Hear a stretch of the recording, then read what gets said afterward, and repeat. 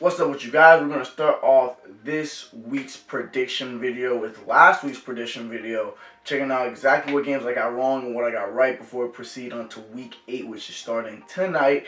Vikings going against the Redskins. Let's start off with this last week's games. So let's see how many I got right. So of course I got the Kansas City right, Bills, Jags, Vikings, Packers, Rams, Texans I got wrong.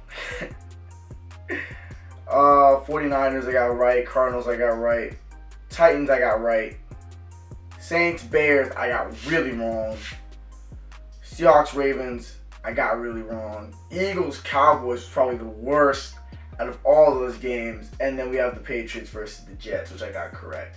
So that's 4 losses. Man, after freaking 1 o'clock I just got really bad. Saints completely demolished the Bears, mainly because Mr. Trubisky was terrible. If Mr. Trubisky was Teddy Bridgewater or was it's another quarterback that can be thrown in for Mr. Trubisky I was talking about. What's his name? Jacoby Brissett, or there's one more quarterback. It's on the tip of my tongue. It's not coming to my mind right now. But yeah, Jacoby Brissett or Teddy Bridgewater was in Mr. Trubisky's situation. The Bears would be they would be Super Bowl contenders easily. But Mr. Trubisky's trash. That's why the Saints won that game. Ravens won that game because Lamar Jackson just played out of his mind, really. Just spectacular with running the ball on the field. Not running the ball carelessly with the football either, getting down, being safe, picking up first downs, and picking up huge chunks of rushing yards at times to get those first downs to move his team down the field to win the game. And his defense stepped up too. Marcus Peters with the pick six, the fumble recovery, and a lot of things just went the Ravens' way and didn't go the Seahawks' way on a bad rainy day. Eagles, they just got punked. That was a game that I was 100% wrong about. Overall, the Eagles they came out flat. They got punked. The Cowboys completely dominated them on offense and defense. So that was a game I got completely flat out wrong. It was not because of one particular. It was the whole team did not stack up against the Cowboys. The Seahawks stacked up against the Ravens, and they got 2 turnovers that were turned into scores. The Bears stacked up against the Saints, stopped them a ton of times, and then also had them miss 2 field goals, giving the offense plenty of opportunities to score, and the offense was trash. The Eagles, they just lost because they just were not a better football team. They were a way worse football team on the field than the Cowboys. And then the Texans Colts game that I got wrong, that was just the Colts just playing better football than the Texans and getting to Deshaun Watson. So that one was a game that both the teams stacked up, but the Colts just came out to play a little bit more than the Texans did. So how many losses is that? 4? Yeah, that's 4. 1, 2, 3, 4. 4 losses out of however so many games. Not so bad. Let me count again. 1, 2, 3, 4, 5, 6, 7, 8, 9, 10, 11, 12, 13, 14. So 10 for 4. Not bad. Not bad at all. So with all that being said, let's hop into this week's games. So we're going to start off with the Vikings right here, taking the easy dub against the Redskins. They only have 1 win because the Dolphins did not want to win. So we're going to give the Vikings the easy dub. Kirk Cousins coming back to the nation's capital.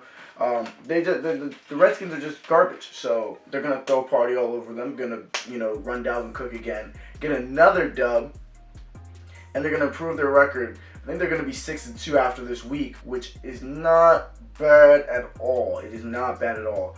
It's a really good record, especially in the NFC. Most definitely vying for a wild card or an NFC North title. They have not played the Green Bay Packers yet, so that's something that's going to be a race to the finish, most definitely, as long as Kirk Cousins does not tail off. I know Dalvin Cook's going to be consistent. Moving on to the next game, Seahawks versus the Falcons. Matt Ryan got hurt last week, and he was already playing garbage, and their defense is garbage. So that's the easy win for Seattle. You can book it all day, every day. especially they're home too, and Seahawks haven't been. They play pretty well against the Falcons when they go up against them. So yeah, Seahawks especially has got this new safety, Condre Diggs. So their defense is going to be much improved. The backup quarterback for the Falcons is in. Easy no-brainer. Colts versus the Broncos. Of course, we're going with the Colts. The Broncos have lost the premier pass rusher in Bradley Chubb. They're playing a little hot right now off their bye, beating the Texans. And Jacoby Brissett's going against this Denver defense, which is still pretty stout. But the Colts offense is balanced enough where they're not going to 100% lean on Jacoby Brissett to make a ton of plays and through the passing game. And I don't expect the Broncos defense to step up and put up points. Same thing last week. They had the defense good enough to slow down the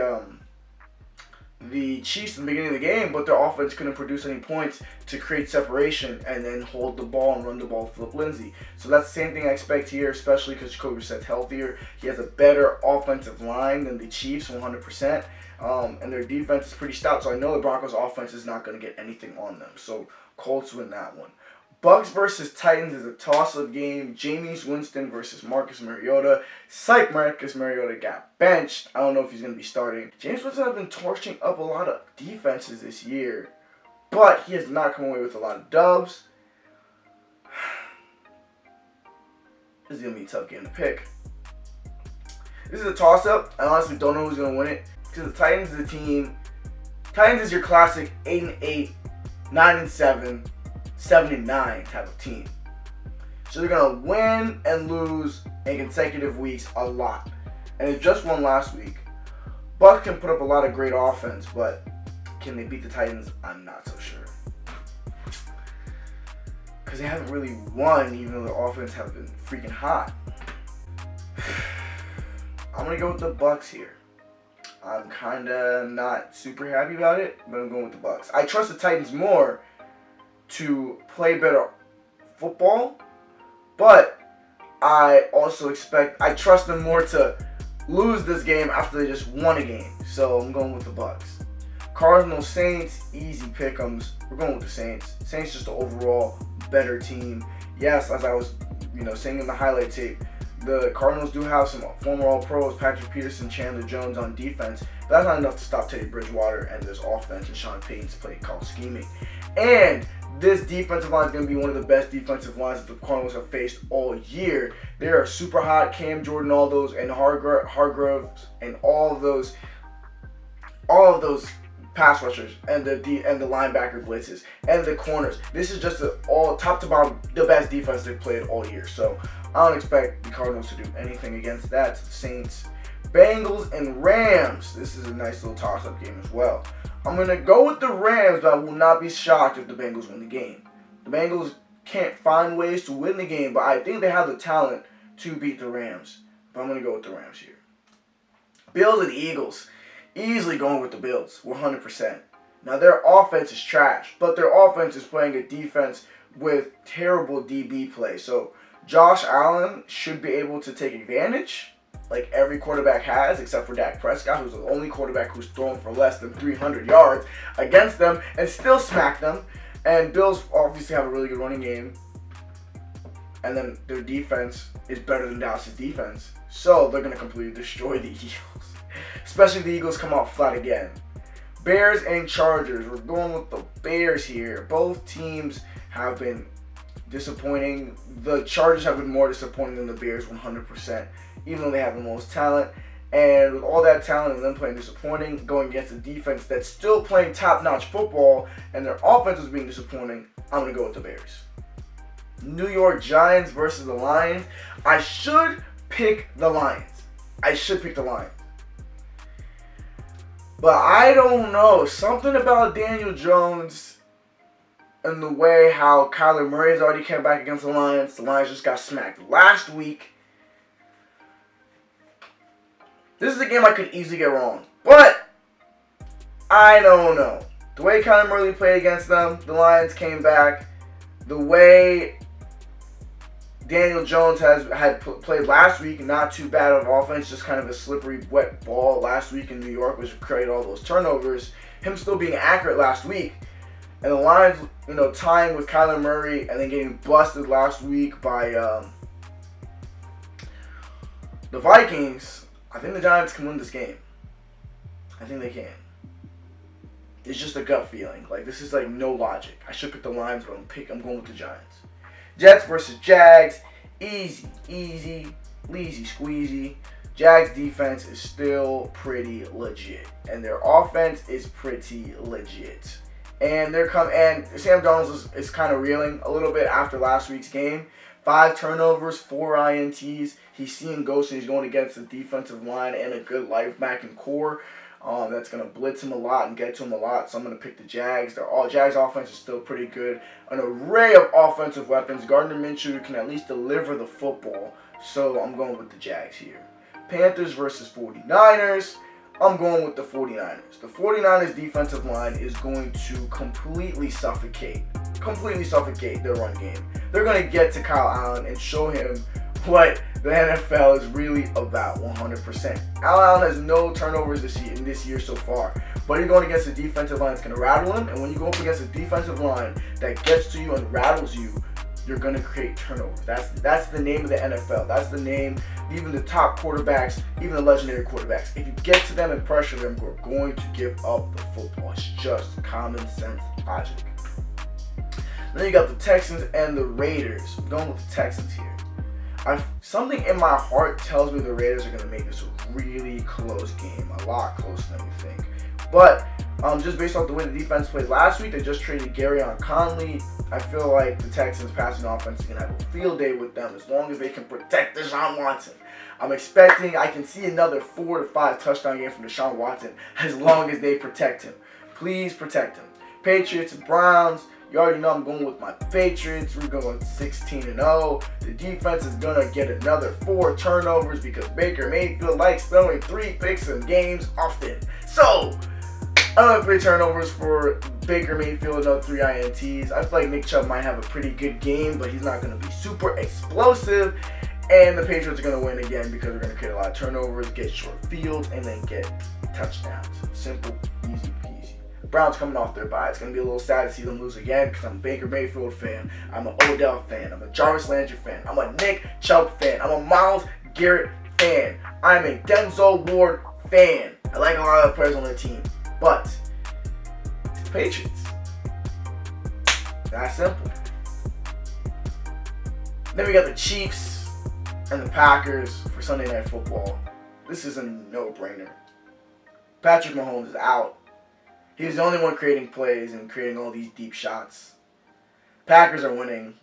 They're going to run the ball all over this defense. They're going to pass the ball all over this defense. And the Chiefs are not going to be able to produce enough offense without Patrick Mahomes to win the game. Steelers and Dolphins.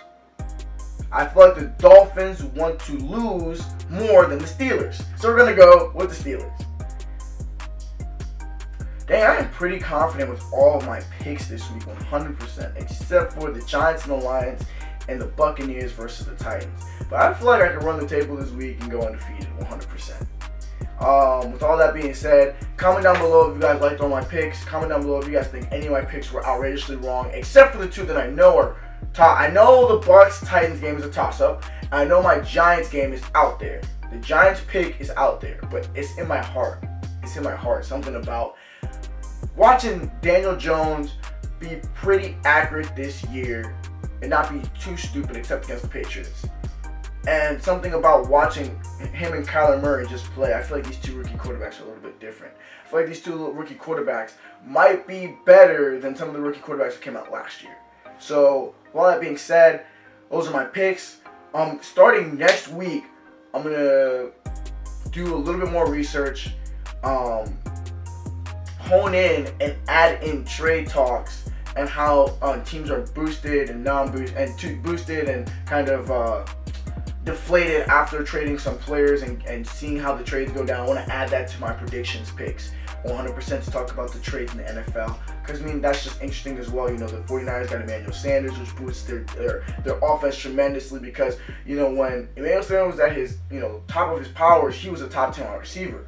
Yeah, Mohamed Sanu on the Patriots, who's another 3rd down wide receiver who could play big body wide receiver football outside the numbers. And then also too, he's been playing in the slot in Atlanta for a long time, so he can play slot receiver really well. you know, very nice on third down conversion, which is exactly what the Patriots need. Hopefully he can run really nice, concise, precise routes and get some first down. So those are two big trades in the NFL that helped out certain teams. You have the Lions losing their safety, which also helps the Giants and helps Danny Dimes, while Seahawks gain Quandre Diggs, which helps their back up their secondary significantly, because he was a starting captain safety for the Lions. So that's just going to be another defensive piece for them. So important trades going all up and down the NFL before the trade deadline, which is really nice to see. I want to comment more on that most definitely throughout the season, but I'm going to start adding that into next week's predictions. So thank you guys for watching. Comment down below, and I'll catch you guys in my next video.